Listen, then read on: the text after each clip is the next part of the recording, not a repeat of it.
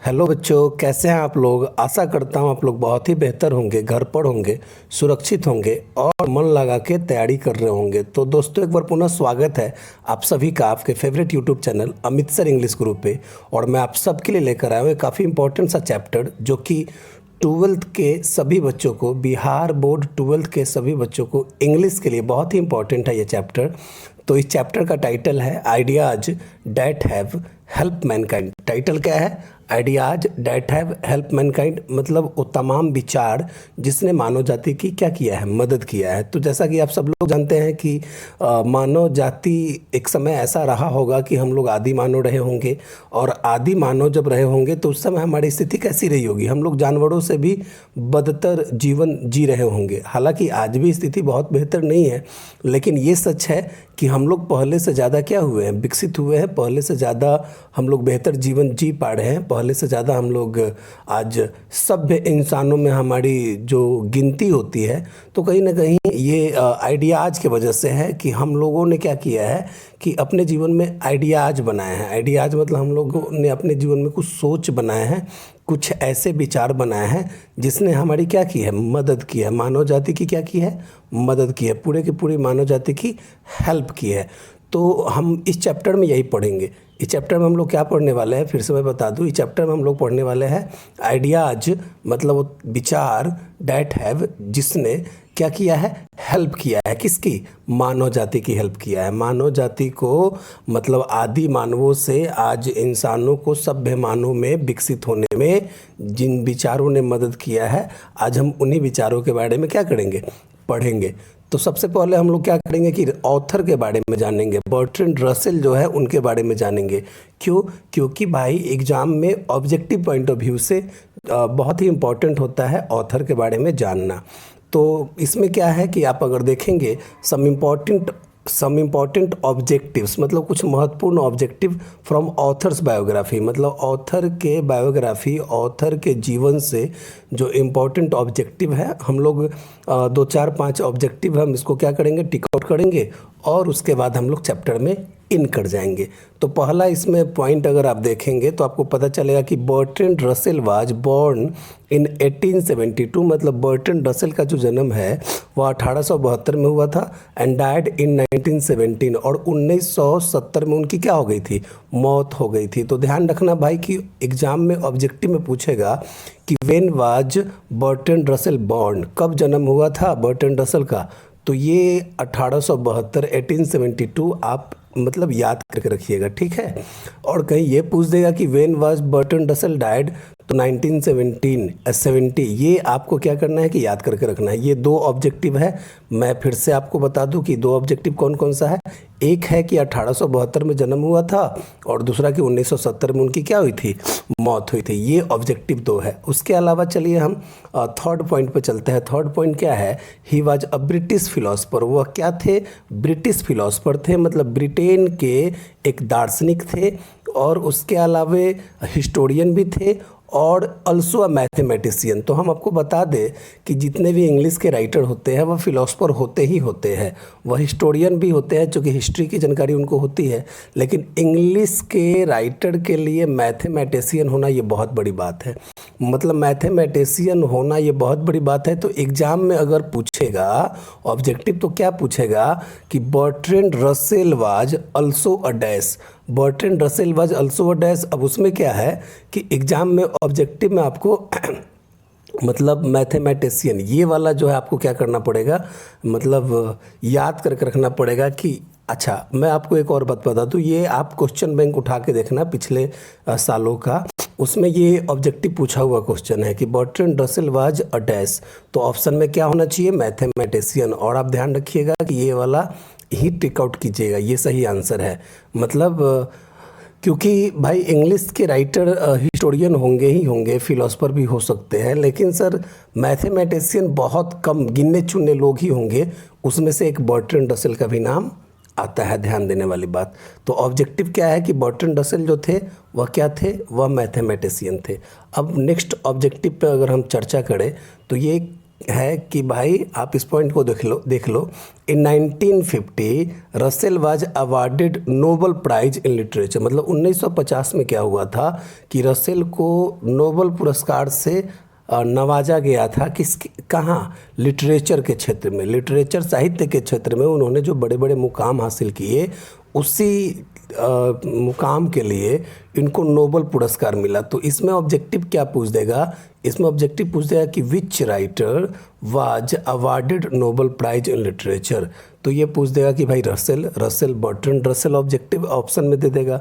और नहीं तो ये पूछ देगा कि Russell was awarded Nobel prize in literature in dash. यहाँ पे क्या कर देगा? इन, और ये डैश दे देगा ये 1950 के जगह पे। तो ध्यान रखिएगा कि 1950 में इनको क्या मिला था? मतलब लिटरेचर के लिए नोबल प्राइज़ मिला था, नोबल पुरस्कार मिला था। ये ध्यान देने वाली बात है। तो चलिए अब हम लोग चैप्टर में चलेंगे।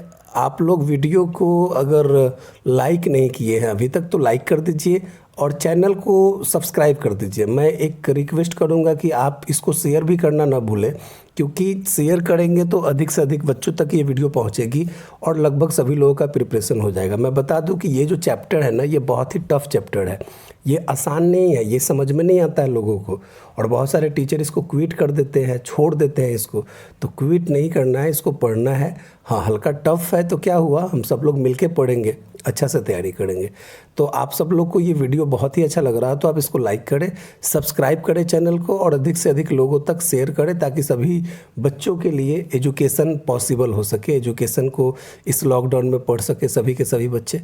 तो चलिए हम लोग वीडियो को शुरू करते हैं। चलिए, दिया है, before we can discuss this subject we must form some conception as to the kind of effect that we consider a help to mankind. अब चलिए आप एक एक लाइन को तोड़ तोड़ के समझिए। हम थोड़ा सा इसको स्क्रॉल करके ऊपर कर देते हैं, उसके बाद एक एक लाइन को हम लोग क्या करेंगे, स्क्रॉल करके क्या करेंगे, पढ़ेंगे।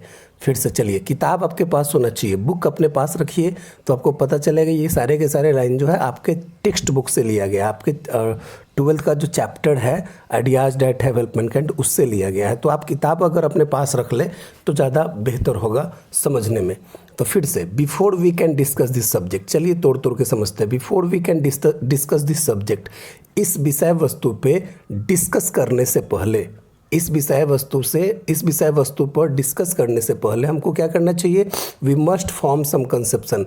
हमें अवश्य जो है कुछ धारणा बना लेना चाहिए, हमको अवश्य जो है कुछ धारणा कॉन्सेप्शन बना लेना चाहिए as to the kind of effect, भाई कि वह प्रभाव किस चीज़ का रहा होगा, that we consider a help to mankind, जिसको हम मानव जाति के लिए एक मदद मानते हैं। मतलब ये कहते हैं कि भाई हम ideas that have help Mankind, chapter क्या है? Ideas that have help Mankind, मतलब वो तमाम विचार जिसने मानव जाति की क्या किया है, मदद किया है। तो उसी विषय वस्तु पे ये सब्जेक्ट हो गया ideas that have help Mankind, मतलब वो विचार जो मानव जाति की मदद किया है। तो इस विषय वस्तु पे चर्चा करने से पहले, इसको डिस्कस करने से पहले हमको क्या करना चाहिए? We must form some conception, हमें अवश्य कुछ धारणा बना लेना चाहिए as to the kind of effect, जिसको हम प्रभाव मानते हैं। कौन सा प्रभाव? That we consider a help to mankind, जिसको हम मानव जाति के लिए एक मदद मांगते हैं। मतलब ये बोल रहे हैं कि भाई वो तमाम विचार जिसने मानव जाति की मदद किया है, उन सभी विचारों पे डिस्कस करने से पहले हमारे अपने मन में एक धारणा, कॉन्सेप्ट बना लेना चाहिए, जिसको हम मानव जाति की क्या समझते हैं, मदद समझते हैं। तो जैसे चलिए अब यहाँ पे क्वेश्चन है, देखिए, are mankind helped when they become more numerous, क्या इंसानों की या मानवों की मदद हुई जब वे लोग अधिक से अधिक न्यूमेरस हो गए, अधिक से अधिक क्या हो गए, मतलब असंख्य हो गए। असंख्य होने का मतलब यहाँ पे उनकी आबादी बढ़ती चली गई। मतलब क्या मानव जाति की मदद तब हुई व्हेन, जब दे बिकम मोर न्यूमेरस, जब वह अधिक से अधिक संख्या में आ गए, अधिक से अधिक उनकी आबादी बढ़ने लग गई। क्या उनकी नंबर अधिक हो गई तब उनकी मदद हुई? और when they become less like animals, या तब उनकी मदद हुई जब वह जानवरों के भांति, लेस लाइक एनिमल्स मतलब जानवरों की भांति उनकी आबादी कम गई, जानवरों की भांति वह नगण्य होते चले गए, उनकी मदद तब हुई। और व्हेन दे बिकम हैप्पियर, या उनकी मदद तब होती है जब वह पहले से ज़्यादा हैप्पियर होने लगते हैं। हैप्पियर मतलब खुश होने लगते हैं। हैप्पियर मतलब पहले भाई दुखी होते थे, बाद में वह सुख वाला जीवन जीने लग गए, वह खुश होने लग गए। और when they learn to enjoy a greater diversity of experiences, या इंसानों की मदद या मानव जाति की मदद तब हुई जब वे लोग सीख गए। व्हेन मतलब जब, दे लर्न वे लोग सीख गए। क्या सीख गए? टू एंजॉय, आनंद मनाना सीख गए। क्या आनंद मनाना? The a greater diversity of experiences, अनुभवों की एक अधिक से अधिक विविधता, मतलब तरह तरह के अनुभवों का आनंद लेना सीख गए, तब उनकी मदद हुई। और when they come to know more, या उनकी मदद तब हुई जब वो अधिक से अधिक क्या करने लग गए? जानने लग गए, अधिक से अधिक जानकारी रखने लग गए। और when they become more friendly to one another, या उनकी मदद तब हुई जब वो एक दूसरे के प्रति, वन अनदर मतलब एक दूसरे के प्रति फ्रेंडली होने लग गए। फ्रेंडली होने लग गए मतलब मित्रवत होने लग गए। इंसानों ने एक दूसरे के साथ जो है व्यवहार जो है फ्रेंड की तरह करना शुरू कर दिया, एक दूसरे के साथ बेहतर जो है बिहेव रखना शुरू कर दिया, तब उनकी मदद हो गई। तो फिर से आप लोग एक एक पॉइंट को डिस्कस कर लो। कहते हैं कि भाई हमको इस सब्जेक्ट पर डिस्कस करने से पहले एक कॉन्सेप्ट बना लेना चाहिए, जिसको हम मानव जाति की क्या समझते हैं? एक मदद समझते हैं। और उस कॉन्सेप्ट में से कुछ कॉन्सेप्ट का ये जिक्र खुद ऑथर कर रहे हैं कि मानव जाति की मदद तब हुई जब उनकी संख्या बढ़ गई, मोर हो गई। मोर न्यूमेरस मतलब उनकी संख्या क्या हो गई? पहले से ज़्यादा होने लग गई, मतलब उनकी आबादी बढ़ने लग गई। या मानव जाति की मदद तब हुई जब वह जानवरों के भांति लेस हो गए, मतलब उनकी संख्या कम हो गई, नगण्य हो गई। और व्हेन, या उनकी मदद तब हुई, दे बिकम मोर हैप्पियर, जब वह अधिक खुश होने लग गए, अधिक जो है बेहतर जीवन जीने लग गए। और when they learn to enjoy a greater diversity of experiences, या उनकी मदद तब हुई जब वह तरह तरह के अनुभवों का आनंद लेना सीख गए।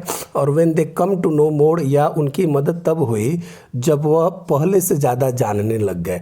और when they become more friendly to one another, या उनकी मदद तब हुई जब वह एक दूसरे के प्रति क्या होने लग गए? फ्रेंडली बिहेव करने लग गए, फ्रेंडली रहने लग गए, मतलब मित्रवत रहने लग गए, तब मदद हुई। अब लेखक यहाँ पे बोलते हैं, I think all these things come in to our conception of what helps mankind and I will say preliminary word about them। ये बोलते हैं कि आई थिंक, मुझे ये लगता है कि ऑल दिस थिंग्स, ये सारी की सारी चीज़ें जो है कम इन टू आवर कंसेप्शन, हमारे अवधारणा के अंतर्गत आती है, ऑफ व्हाट हेल्प्स मैनकाइंड, जो मानव जाति की मदद करता है। मतलब ये बोल रहे हैं कि भाई इस सब्जेक्ट को डिस्कस करने से पहले हमको जो कुछ कॉन्सेप्ट बना लेना है, उन कॉन्सेप्ट में ये तरह तरह की जो चीज़ें हैं, ये तरह तरह की चीज़ें कि भाई मानव जाति की मदद तब हुई जब उनकी संख्या अधिक हो गई, या तब हुई जब वह जानवरों के भांति कम हो गए, या तब हुई जब वह खुश होने लग गए, या तब हुई जब वह तरह तरह के अनुभवों का क्या आनंद मनाने लग गए। और उनकी मदद तब हुई जब वो अधिक से अधिक जानने लग गए, या तब हुई जब वो एक दूसरे के प्रति अधिक से अधिक फ्रेंडली रहने लग गए। तो ये सारी की सारी जो चीज़ें हैं, all this things come into our conception, हमारे अवधारणा के अंतर्गत आती है, ऑफ व्हाट हेल्प्स मैनकाइंड, जो मानव जाति की मदद करता है। एंड आई विल से, और मैं कहूँगा, क्या कहूँगा? प्रीलिमिनरी वर्ड अबाउट देम, उनके बारे में मैं प्रारंभिक शब्द कहूँगा। प्रारंभिक का मतलब भाई ये तरह तरह के जो अवधारणाएं हैं, उन सभी अवधारणाओं को मैं मतलब पूरे डिटेल्स में तो नहीं, मतलब प्रारंभ के शब्दों में मैं उसका डिस्कशन करूँगा। मैं मतलब इन तरह तरह के कॉन्सेप्ट पे मैं क्या करूँगा कि अपना डिस्कस करूंगा। मैं बताऊंगा कि हाँ आपको क्या लगता है, मुझे तो ये लगता है। तो चलिए हम लोग पैराग्राफ नंबर 2 की तरफ चलते हैं और आपको पता चलेगा कि क्या सोचते हैं बर्ट्रैंड रसेल कि इंसानों की मदद कैसे हुई होगी। तो 2 नंबर पैराग्राफ आप देख सकते हैं अपने किताब में। ऐसे ही पढ़ना है भाई, ऐसे ही पढ़ना है अच्छे से।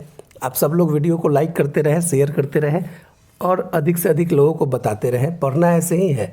क्या कीजिएगा, हम लोग कोशिश करेंगे कि और बेहतर से बेहतर वीडियो लेकर आए। आपको समझ में अगर आ रहा है तो डैट इज़ गुड, और अगर समझ में नहीं आ रहा है, कुछ प्रॉब्लम है, तो आप क्या करें कि कमेंट बॉक्स में जाए और कमेंट करें, बताएं मुझे, और मैं इसको इम्प्रूव करने की कोशिश करूँगा। ओके, चलिए हम लोग 2 नंबर पैराग्राफ की तरफ चलते हैं। दिया है the most indubitable respect in which ideas have help mankind is numbers. वाह, आ गई बात। बोल रहे हैं कि सबसे अधिक दुविधाहीन तथ्य जिसने मानव जाति की मदद किया है वह क्या है? नंबर है। नंबर है मतलब उसकी आबादी है। अब यहाँ पे समझने की बात कोशिश कीजिए आप लोग। ये बोल रहे हैं कि भाई सबसे दुविधाहीन, मोस्ट इंडिबिटेबल का मतलब है सबसे दुविधाहीन। दुविधाहीन का मतलब यहाँ पे क्या होता है? दुविधाहीन का मतलब भाई कोई शक ही नहीं है, कोई दुविधा नहीं है, इस पे कोई आदमी इस बात से इनकार नहीं कर सकता है कि मानव जाति की मदद अगर मतलब किसी तथ्य ने किया होगा तो वह क्या किया होगा? नंबर ने किया होगा। मतलब इंसानों की आबादी, इंसानों की जो जनसंख्या है, नंबर का मतलब हम क्या बोलेंगे यहाँ पे? नंबर का मतलब संख्या नहीं, नंबर का मतलब भाई जनसंख्या। नंबर का मतलब यहाँ पे आबादी कह सकते हो। आबादी जानते हैं ना, पॉपुलेशन, वही तो बोलते हैं कि the most indubitable respect in which ideas have help mankind is numbers. मतलब सबसे अधिक दुविधाहीन। दुविधाहीन का मतलब कोई दुविधा नहीं है, दुविधा के मामले में हीन है, कोई शक नहीं है कि भाई इंसानों की वो तमाम विचार जिसने इंसानों की मदद की है, मानव जाति की मदद की है, वह मतलब जो है विचार एक आबादी की है, एक जनसंख्या की है। मतलब जनसंख्या ने इंसानों की मदद करने में बहुत ही इम्पोर्टेंट भूमिका निभाया है। कैसे? अब आप लोग खुद जो है इस बात से एग्री कर जाएंगे। कैसे एग्री करेंगे? तो बर्ट्रैंड रसेल बता रहे हैं there must have been a time, एक वक्त अवश्य ऐसा रहा होगा, व्हेन, जब homo sapiens was a very rare species. जब होमोसैपियंस किसको बोलते हैं? होमोसैपियंस बोलते हैं मानव को। होमोसैपियंस मतलब ये ह्यूमन बींग्स का, मैन का जो है ना, ये जूलॉजिकल नेम है होमोसैपियंस। आप बायोलॉजी अगर पढ़े होंगे तो उसमें देखिए ये कि भाई होमोसैपियंस वर्ड आता है इंसानों के लिए, ठीक है। तो ये बोलते हैं there must have been a time, एक वक्त अवश्य ऐसा रहा होगा, व्हेन, जब homo sapiens was a very rare species. मतलब मानव जाति एक बहुत ही दुर्लभ क्या रही होगी? प्रजाति रही होगी। Subsisting precariously in jungles and caves, terrified of wild beasts, having difficulty in securing nourishment. और ये क्या कर रहे होंगे कि जीवित रह रहे होंगे। कहाँ? खतरनाक ढंग से। कहाँ जीवित रह रहे होंगे? इन जंगल्स, जंगल्स में, एंड केव्स, और गुफाओं में। क्यों? टेरिफाइड ऑफ वाइल्ड बेस्ट, क्योंकि ये जंगली जानवरों से भयभीत रह करके कहाँ रह रहे होंगे? खतरनाक ढंग से जंगलों में और गुफाओं में रह रहे होंगे। हैविंग डिफ़िकल्टी, और इनको परेशानी हो रही होगी इन सिक्योरिंग नरिशमेंट, मतलब इनको पोषण के चीज़ों को इकट्ठा करने में, सिक्योर मतलब प्राप्त करने में इनको कठिनाई हो रही होगी। फिर से आप इस लाइन को समझिए, बड़े इजी शब्दों में मैं तोड़ तोड़ के बताऊंगा। ये बोल रहे हैं कि भाई मानव जाति की मदद अगर किया होगा किसी विचार ने, तो सबसे जो दुविधाहीन विचार है वह क्या है? नंबर है। नंबर मतलब इंसानों की आबादी। मानव की जो जनसंख्या है उसने मानव जाति की मदद करने में बहुत ही इम्पोर्टेंट, बहुत ही महत्वपूर्ण भूमिका निभाई होगी, ठीक है। तो अब इस पे एग्री आप कैसे कीजिएगा? तो यहाँ पे लेखक आपको बता रहे हैं कि there must have been a time, एक समय अवश्य ऐसा रहा होगा, जब homo sapiens was a very rare species, मतलब हम इंसानों की जो प्रजाति है वह एक बहुत ही दुर्लभ प्रजाति रही होगी। Subsisting precariously in jungles and caves, terrified of wild beasts, having difficulty in securing nourishment. और ये बहुत ही दुर्लभ प्रजाति तब रही होगी जब ये खतरनाक ढंग से जंगलों में और गुफाओं में क्या कर रहे होंगे? जंगलों और गुफाओं में खतरनाक ढंग से मतलब जीवित रह रहे होंगे। टेरिफाइड ऑफ वाइल्ड बीस्ट, और ये जंगली जानवरों से, जंगलों और गुफाओं में क्यों? जंगली जानवरों से भयभीत होकर ये खतरनाक ढंग से जो है जंगलों तथा गुफाओं में रह रहे होंगे। Having difficulty in securing nourishment, और इनको अपना पोषण, इनको अपना भोजन, इनको अपना मतलब खाने पीने की चीज़ें इकट्ठा करने में, जमा करने में, प्राप्त करने में बड़ा ही कठिनाई का सामना करना पड़ रहा होगा। बिल्कुल ऐसा वक्त रहा होगा कि नहीं रहा होगा? अगर समझ में आ रहा है तो आप कमेंट बॉक्स में जाए और बेहतर से बेहतर ढंग से आप जो है अच्छा से अच्छा कमेंट करें और बताए, कोई प्रॉब्लम अगर है तो उसको हम अच्छे ढंग से सॉल्व करेंगे। तो बताइए भाइयों कि ऐसा वक्त रहा होगा कि नहीं कि हम मानवों की जो प्रजाति रही होगी वह एक बहुत ही दुर्लभ प्रजाति रही होगी, और हम लोग जो है जंगली जानवरों से भयभीत होकर, टेरिफाइड होकर गुफाओं में तथा जंगलों में खतरनाक ढंग से जीवित रह रहे होंगे, having difficulty in securing nourishment. और हम सभी इंसानों को जो है भोजन इकट्ठा करने में बड़े ही कठिनाई का सामना करना पड़ रहा होगा। एक ऐसा वक्त रहा होगा कि नहीं रहा होगा।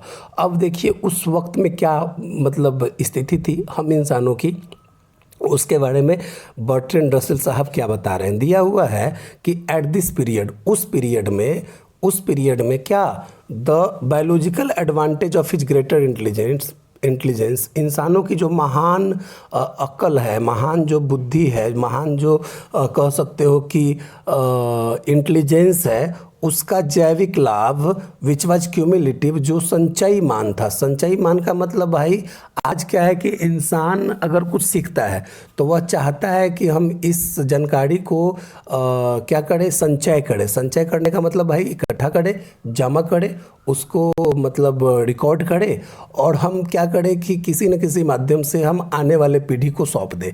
यही होता है क्यूमुलेटिव का मतलब होता है कि जानकारियों को इकट्ठा करना, और इकट्ठा करके उसको क्या करना, आने वाले पीढ़ी को क्या कर देना, सौंप देना, ताकि वह जो है इस जानकारी में कुछ नए तरीके से सुधार करके और इस जानकारी को आगे बढ़ाए। क्या यही ना, तो उसी को बोलते हैं क्यूमुलेटिव। तो दिया हुआ है कि एट दिस पीरियड, उस पीरियड में, किस पीरियड में, जब हम आदि मानव रहे होंगे, जब हम जंगली जानवरों से भयभीत होकर क्या जंगलों तथा गुफाओं में खतरनाक ढंग से रह रहे होंगे, जीवित रह रहे होंगे, और हमको जो है भोजन इकट्ठा करने में, नरिशमेंट का मतलब यहाँ पे भोजन कह सकते हैं, भोजन इकट्ठा करने में बड़ा ही कठिनाई का सामना करना पड़ रहा होगा उस समय। एट दिस पीरियड, उस समय the biological advantage of his greater intelligence which was cumulative, मतलब इंसानों की जो महान अक्ल है, जो बुद्धि है, उसका जो जैविक लाभ है, विच वाज क्यूमुलेटिव, जो संचयी मान था। क्यों? बिकॉज, क्योंकि it could be handed on from generation to generation, ताकि इसको जो है, क्योंकि इसको हैंडेड किया जा सके। हैंडेड मतलब इसको सौंपा जा सके, मतलब फ्रॉम जनरेशन टू जनरेशन मतलब पीढ़ी दर पीढ़ी। फ्रॉम जनरेशन टू जनरेशन का मतलब क्या हुआ, पीढ़ी दर पीढ़ी। मतलब फिर से एक बार देखिए, ये टफ लाइन है, मैं आपको एकदम तोड़ तोड़ के समझाऊंगा ताकि आपको मजा आ जाए। बोलते हैं कि एट दिस पीरियड, उस पीरियड में, किस पीरियड में, जब हम लोग जंगली जानवरों से डर कर के जंगल तथा गुफाओं में रहते होंगे और हमको भोजन प्राप्त करने में कठिनाई का सामना करना पड़ रहा होगा, उस पीरियड में the biological advantage of his greater intelligence, इंसानों की जो महान अक्ल है, उसका जो जैविक लाभ है, विच वाज क्यूमुलेटिव, जो संचयी मान था। संचयी मतलब जैविक लाभ, जैविक जानकारियों को इकट्ठा करने की चीज़ें थी। क्यों? बिकॉज, क्योंकि it could be handed on from generation to generation, ताकि जो है इसको एक पीढ़ी से दूसरे पीढ़ी को सौंपा जा सके। हैड स्कार्सली बिगेन, वह जो जैविक लाभ है वह मुश्किल से शुरू हुआ था, मतलब वह शुरू भी नहीं हुआ था, to overweigh the disadvantage of his long infancy, ताकि इंसानों की, मानवों की जो लॉन्ग इन्फेंसी है, मतलब जो लंबी बचपन की अवधि है, उसके हानियों को ओवरवे किया जा सके। ओवरवे किया जा सके या आउटवे भी लिख सकते हैं यहाँ पे, आउटवे किया जा सके। अब ये लॉन्ग इन्फेंसी क्या है, इसको जब तक समझाऊंगा नहीं आपको ये लाइन नहीं समझ में आएगा। लॉन्ग इन्फेंसी का मतलब ये हुआ कि भाई जब हम लोग आदि मानव थे तो हम लोगों का शरीर बढ़ता था, हम लोग बड़े होते थे, बस हम लोगों का शारीरिक वृद्धि होता था, मानसिक वृद्धि नहीं होती थी। मानसिक वृद्धि क्या होता है कि भाई आज क्या है कि बच्चा जब जन्म लेता है तो उसकी नादानियों का जो एज होता है उसी को इन्फेंसी एज बोलते हैं। नादानियों का एज का मतलब जब उसको नहीं पता है कि क्या खाना चाहिए, क्या नहीं खाना चाहिए, क्या पहनना चाहिए, क्या नहीं पहनना चाहिए, जब उसको नहीं पता है तो उसको हम बोलते हैं इन्फेंसी पीरियड। इन्फेंसी मतलब ये शैशव अवस्था वाला जो पीरियड होता है उसको हम क्या बोलते हैं, इन्फेंसी पीरियड बोलते हैं। तो भाई ये कब है, जब हम बच्चे हैं। आज जब हमको जानकारी नहीं है तो वह इन्फेंसी हो गया। तो अब क्या है कि अब तो आदमी जानकारी ले लिया ना, अब तो आदमी इतना जानकार हो गया, समझदार हो गया कि उसको पता है कि हमको क्या करना चाहिए और हमको क्या नहीं करना चाहिए। लेकिन पहले क्या होता था, कब जब हम आदि मानव थे उस समय क्या था कि हमारी शारीरिक वृद्धि हो जाती थी, हम जो है शरीर से बड़े हो जाते थे लेकिन मानसिक तौर पे हम लोग कमज़ोर रहते थे। तो मतलब बड़े होने के बाद भी हम लोगों का जो मतलब पीरियड था वह मतलब आज की तरह जो है इन्फेंसी, चाइल्डहुड, एडल्टहुड, ओल्डहुड मतलब आज है ना। बायोलॉजी अगर आप पढ़े हुएगा तो आपको पता चला होगा कि भाई इंसानों की जो लाइफ साइकिल है या उसका जो पीरियड है उसको 4 भागों में बांटा लोगों ने। कहा कि भाई शैशव अवस्था होता है, फिर बचपन अवस्था होता है, फिर उसके बाद आप कह सकते हो कि ये वयस्क अवस्था होता है, फिर उसके बाद ये मैं बता दूं कि ओल्डहुड, ये प्रौढ़ावस्था होता है, किशोरावस्था, ये सब आप सुने होंगे ना।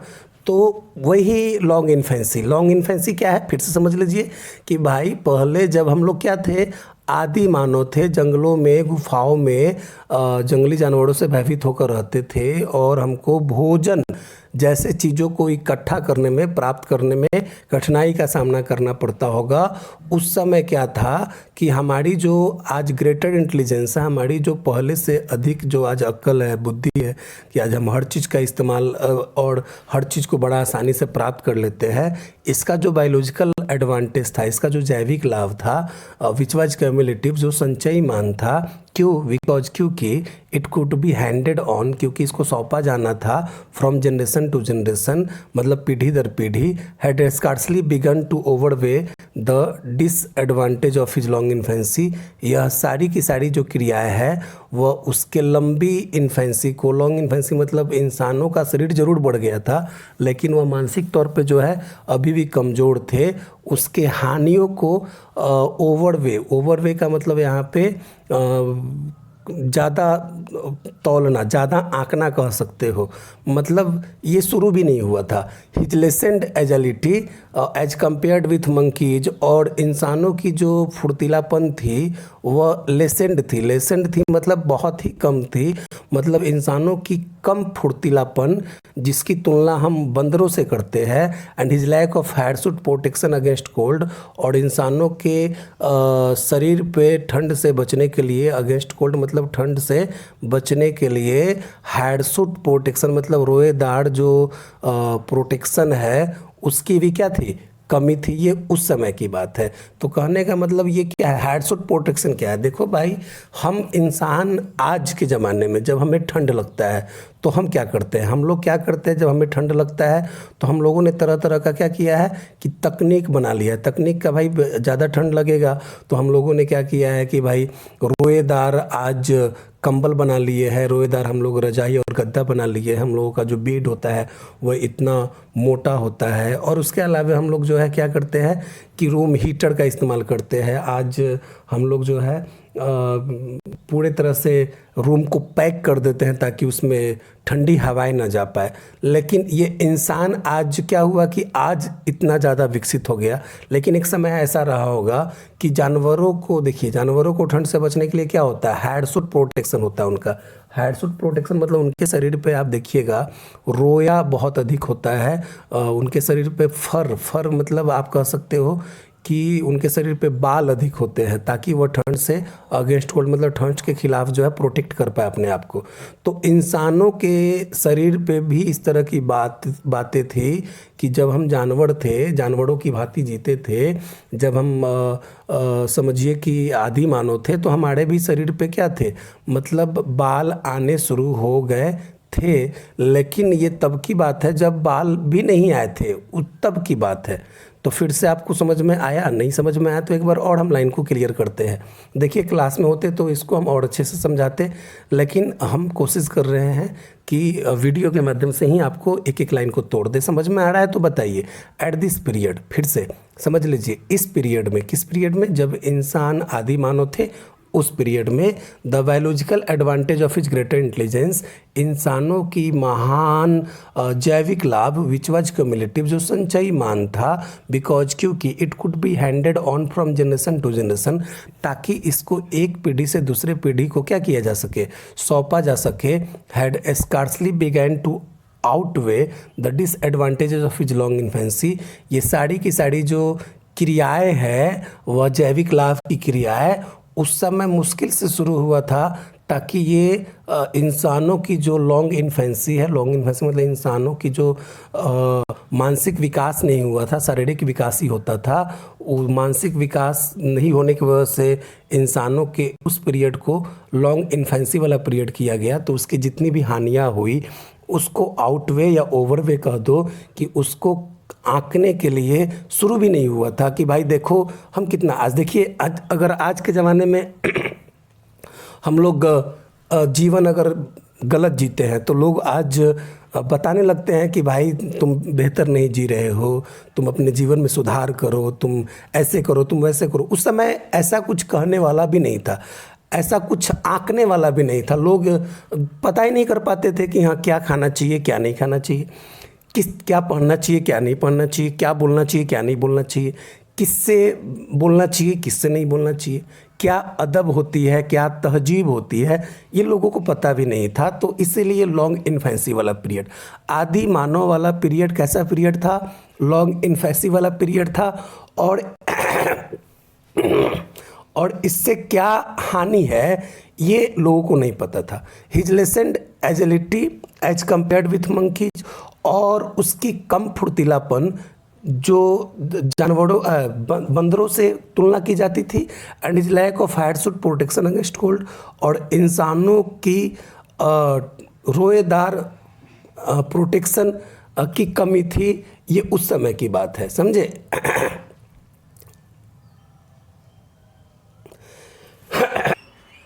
तो चलिए हम लोग आगे बढ़ते हैं। थोड़ा सा गला फंस गया था मेरा, जिसकी वजह से पानी पीना पड़ा। तो चलिए हम लोग आगे बढ़ते हैं। दिया हुआ है, क्या दिया हुआ है कि इन दोज डेज, उन दिनों, the number of men must certainly have been very small. उन दिनों इंसानों की जो नंबर है, इंसानों की जो आबादी है, वह निश्चित रूप से क्या रही होगी, बहुत ही स्मॉल रही होगी, मतलब बहुत ही कम रही होगी इंसानों की आबादी। The main use to which throughout the ages men have put their technical skill has been to increase the total population। और उस समय जो मुख्य उपयोग रहा होगा throughout the ages, पूरे युग के दौरान, men have put their technical skill, इंसानों ने अपना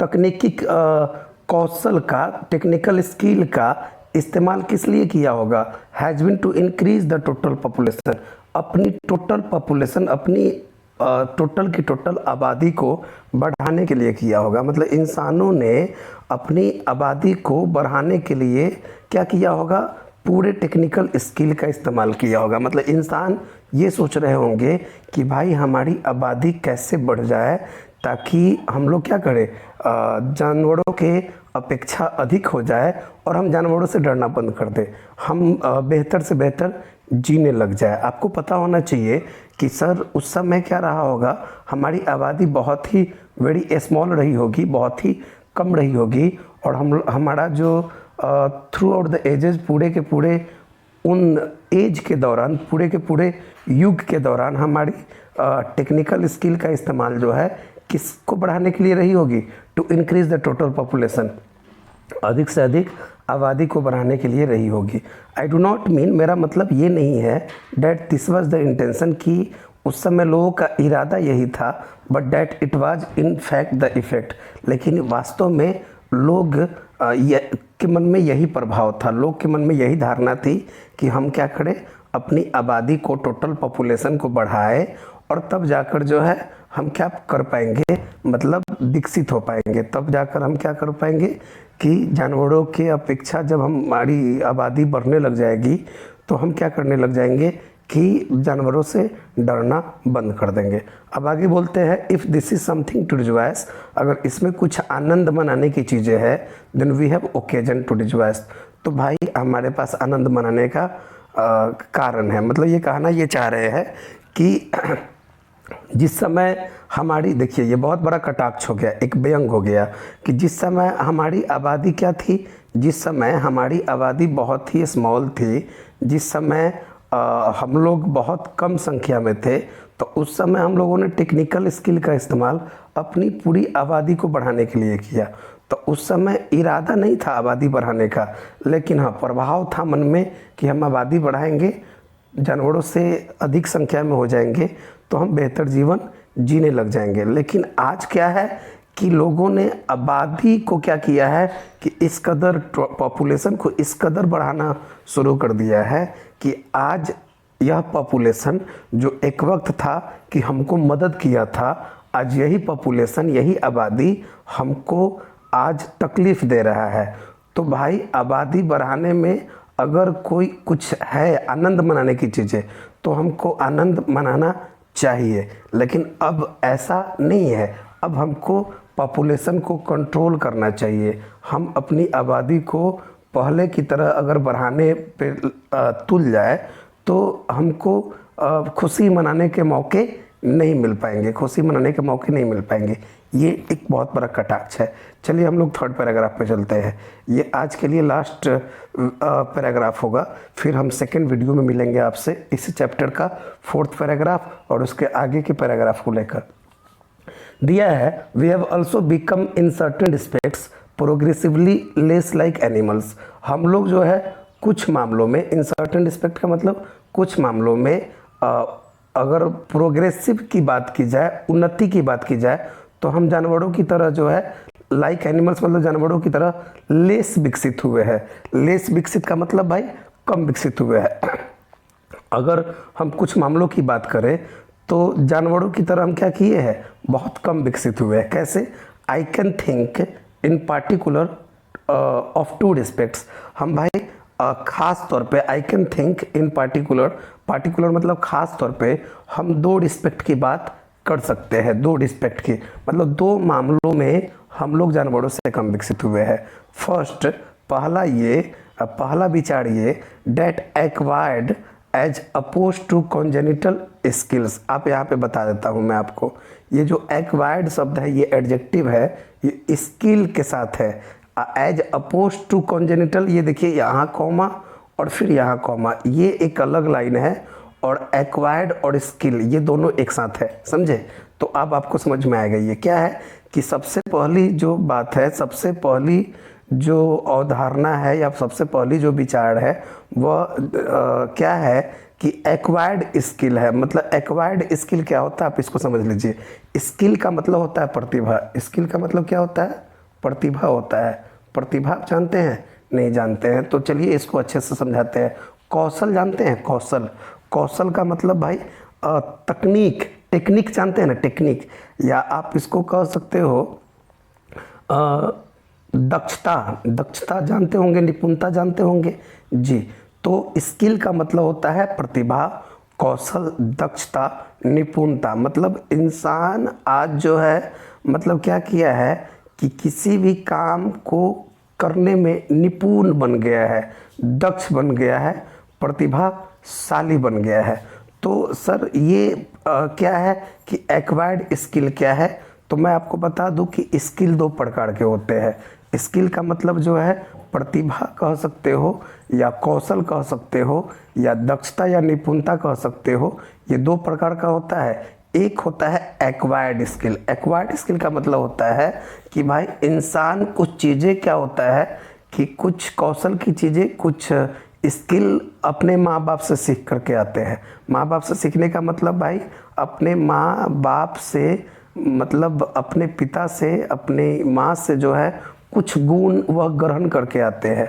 ग्रहण करके मतलब भाई वह कुछ गुण जो है अपने माँ बाप के जीन के आधार पर, मतलब उनके खून के आधार पे कुछ सीख कर आते हैं। तो वह जन्मजात गुण होता है, कॉन्जेनिटल स्किल होता है। देखिए दो प्रकार का स्किल, एक है एक्वायर्ड और दूसरा है कॉन्जेनिटल। कॉन्जेनिटल मतलब भाई नहीं होता है जन्मजात गुण। जन्मजात का मतलब भाई जन्म से ही, मतलब माँ बाप के खून के आधार पे हमारे अंदर कुछ स्किल आ गए। ना होता है। लोग कहता है कि मास्टर का बेटा मास्टर बनता है, डॉक्टर का बेटा डॉक्टर बनता है, और आप सुने ही होगा कि आईएएस का बेटा आईएएस बनता है, नेता का बेटा नेता बनता है। तो ये क्या है, जन्मजात गुण हो गया। आज देखिए एक्टर का बेटा एक्टर है, सिंगर का बेटा सिंगर बन रहा है, तो ये जन्मजात गुण हो गया। जन्मजात गुण का मतलब भाई माँ बाप से गुण को ग्रहण कर लेना जन्मजात गुण हो गया। देखिए अभिमन्यु क्या था, द्रौपदी की कोख में था, मतलब माँ की कोख में था, तो उसी समय जो है वो चक्रव्यूह का जो है भेदना सीख लिया था, चक्रव्यूह तोड़ना सीख लिया था। तो ये कैसा गुण हो गया, ये जन्मजात गुण हो गया। क्यों? चूंकि अर्जुन अभिमन्यु के जो पिता थे उनको चक्रव्यूह तोड़ना आता था, तो ये जन्मजात गुण हो गया। तो आप समझ लीजिए कि कितने प्रकार के गुण होते हैं, दो प्रकार का। एक होता है एक्वायर्ड स्किल, मतलब एक होता है एक्वायर्ड स्किल का मतलब भाई जन्मजात नहीं, हम जन्म लेने के बाद एक्वायर किए। एक्वायर किए मतलब सीखे, इस धरती पे आने के बाद तरह तरह के अनुभवों को करके हम लोग क्या किए, सीखे, उसको बोलते हैं एक्वायर्ड स्किल। और दूसरा होता है कॉन्जेनिटल। कॉन्जेनिटल का मतलब ये अपोज्ड है। अपोज्ड है किसके अपोज्ड है, ये अपोज्ड है एक्वायर्ड स्किल के।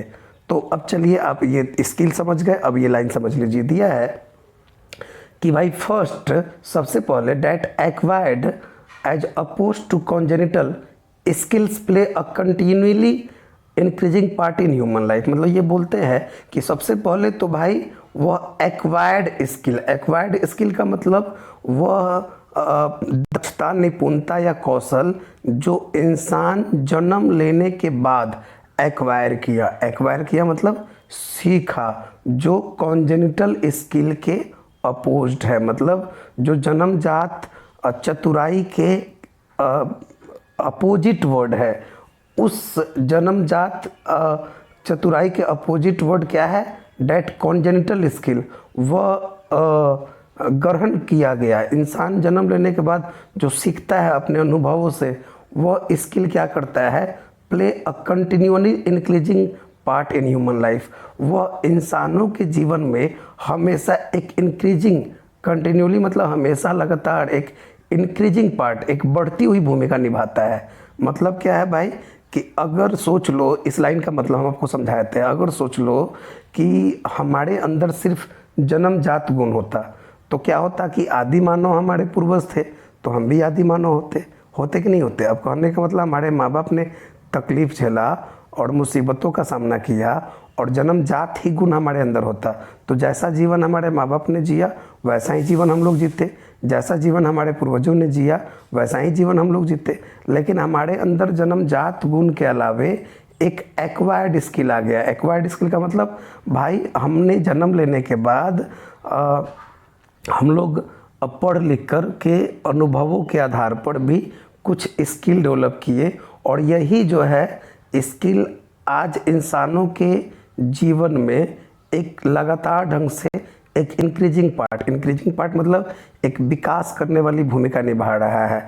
मतलब इंसानों का जीवन आज बताइए कि भाई पहले क्या होता था कि गरीब का बेटा गरीब होता था, लेकिन ऐसा नहीं है। अब क्या है कि भाई अब जाति के आधार पे पहले क्या होता था कि भाई चमड़े के काम होते थे और लोहे के काम होते थे, और उस आधार पे जाति बन गई लोहार, सोने के काम होते थे सोनार। लेकिन ऐसा कुछ नहीं है। अब क्या है कि बच्चे अपने एक्वायर्ड स्किल के आधार पर, ये जन्म लेने के बाद इन्होंने अपने अनुभवों से या समाज से जो सीखा उस आधार पर वह विकसित हो रहा है। तो इंसानों की जीवन अगर आज विकसित हुई है तो उसमें किस स्किल की ज़्यादा भूमिका है लगातार, तो वह एक्वायर्ड स्किल की। मतलब वह ये जन्म लेने के बाद इंसानों ने जो सीखा उस स्किल के आधार पे आज इंसानों की जो जीवन है वह इंक्रीज करता जा रहा है। एंड सेकेंडली, और दूसरा जो है that forethought more and more dominates impulse, कि नहीं। और दूसरा जो है वह क्या है कि वह पूर्व विचार जो इंसानों को क्या करता है, अधिक से अधिक इम्पल्स मतलब भावनाओं को, अधिक से अधिक भावनाओं पे क्या करता है, डोमिनेट करता है। आप समझ लीजिए एक बार फिर से लाइन को। इसमें हमको लगता है कुछ लाइन छोटा हुआ, आप देख लीजिएगा। जो यहाँ पे प्रिंट आउट टाइप है उस आधार पे हम बताएंगे, आप देख लीजिएगा। तो दिया है and secondly that forethought, और जो दूसरा है वह पूर्व विचार। फोर्थ थॉट का मतलब क्या होता है? पूर्व विचार। मोर और मोर डोमिनेट्स इम्पल्स, जो अधिक से अधिक क्या करता है कि हमारे इम्पल्स को, इम्पल्स का मतलब यहाँ पे उमंग दिया है, लेकिन इम्पल्स का मतलब हमारी भावनाओं को क्या करता है? डोमिनेट करता है। मतलब हम आपको किताब में का अगर कुछ प्रिंट यहाँ पे मिस प्रिंट हुआ है तो मैं बता देता हूँ लाइन यहाँ पे क्या मतलब होगा। मतलब होगा कि भाई दो तरह के स्किल होते हैं, एक एक्वायर्ड होते हैं और दूसरा होता है कॉन्जेनिटल। तो एक्वायर्ड स्किल से इंसानों के जीवन में एक लगातार जो है इंक्रीजिंग पार्ट की भूमिका रही है। इंक्रीजिंग पार्ट की भूमिका मतलब भाई इंसान जो है अगर अपने जीवन को आज आगे बढ़ाया है तो वह एक्वायर्ड स्किल की वजह से बढ़ाया है। और दूसरा जो होता है वो कॉन्जेनिटल स्किल, मतलब जन्मजात जो स्किल होता है वह हमारे पूर्व विचार को क्या करता है? प्रभावित करता है, और यह हमारे भावनाओं को क्या करता है? अधिक से अधिक डोमिनेट करता है। मतलब हमने एक्वायर्ड स्किल के माध्यम से जीवन में आगे बढ़ने का काम किया, और जो जन्मजात स्किल है वह हमारी भावनाओं पे डोमिनेट करने का काम करता है। मतलब आज कहता है ना लोग, भाई लड़कवा जो है अपने बाप पे गया है, बाप की तरह बोलता है। अच्छा, लड़की जो है अपने माँ पे गई है, माँ की तरह दिखती है। तो ये क्या है? माँ की तरह बोलती है, माँ की तरह चलती है। तो ये कॉन्जेनिटल स्किल के आधार पे होता है। आप सुने होइएगा लाइक फादर लाइक सन, जैसा बाप वैसा बेटा। तो जैसा बाप वैसा बेटा का मतलब क्या? ये कॉन्जेनिटल स्किल हो गया, जन्मजात स्किल। लेकिन तो जन्मजात स्किल का बहुत ही ज़्यादा प्रभाव पड़ता है इम्पल्स पे। इम्पल्स का मतलब हमारी भावनाओं पे ज़्यादा प्रभाव पड़ता है, ये जन्मजात स्किल हो गया। और एक्वायर्ड स्किल क्या हो गया? ये हमारे जीवन में आगे बढ़ने में हमेशा एक महत्वपूर्ण भूमिका निभाता है। तो in this respects we have certainly become progressively less like animals. इन मामलों में हम लोग निश्चित रूप से जो है जानवरों की भांति क्या किए हैं? कम विकसित हुए हैं। कम विकसित क्यों हुए हैं? क्योंकि आज जानवरों को देख लीजिए, वह इतना ज़्यादा विकसित हो गया है कि भाई वह जानवर आज इतना ज़्यादा विकसित हो गया है कि वह समझ लीजिए कि इंसान जहाँ पे फेल हो जाता है वहाँ जानवर काम आते हैं। जानवर जो है उन चीज़ों को कर रहे हैं। बताइए, तो हम पढ़ लिख कर भी, हम लोग जो है आज शिक्षित होकर भी आज क्या कर रहे हैं कि आपस में लड़ रहे हैं, कट रहे हैं, मर रहे हैं, एक दूसरे का टांग खींच रहे हैं। और विकसित हम लोग अगर हुए हैं तो इसलिए हुए चूँकि भाई हम लोगों ने नॉलेज को एक्वायर किया। लेकिन जानवरों ने कहाँ नॉलेज को एक्वायर किया?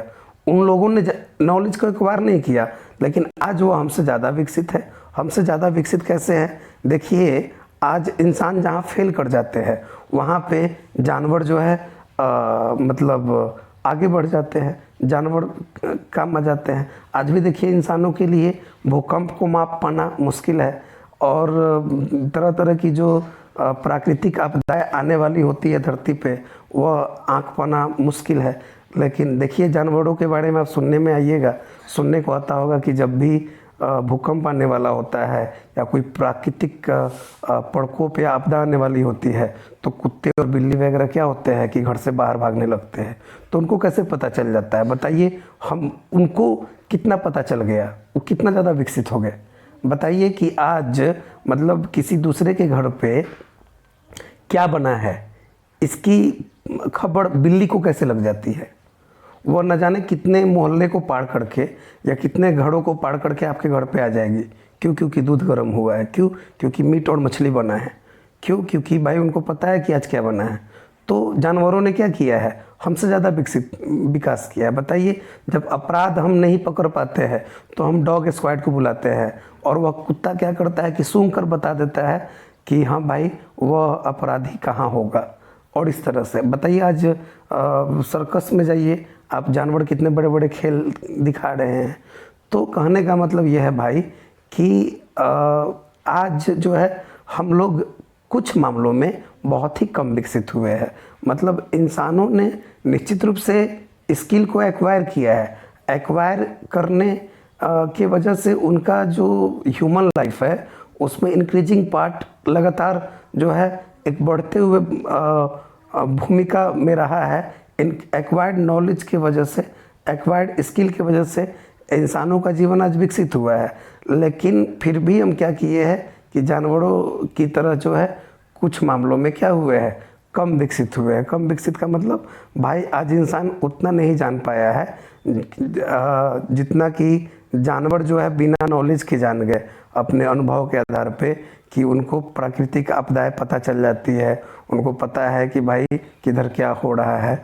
उस हिसाब से आप सुने हुए कि भूकंप जब आने वाला होता है तो पता चलता है कि चिड़िया अपने घोंसले को, अपने पैरों को छोड़ के उड़ने लग जाते हैं, और अचानक पता चलता है कुछ देर के बाद कि इस तरह का माहौल कहीं बन गया। तो इस मामले में हम लोग कम विकसित हुए हैं। तो आशा करता हूँ ये वीडियो आपको अच्छा लगा होगा। आप इसको शेयर कीजिए, अधिक से अधिक लोगों को बताइए, और फिर हम नेक्स्ट वीडियो में ये 4th paragraph, 5th paragraph, 6th और 7th पैराग्राफ को लेकर आते हैं। तब तक के लिए मैं लेता हूँ आपसे विदा, फिर मिलता हूँ नेक्स्ट वीडियो में। धन्यवाद।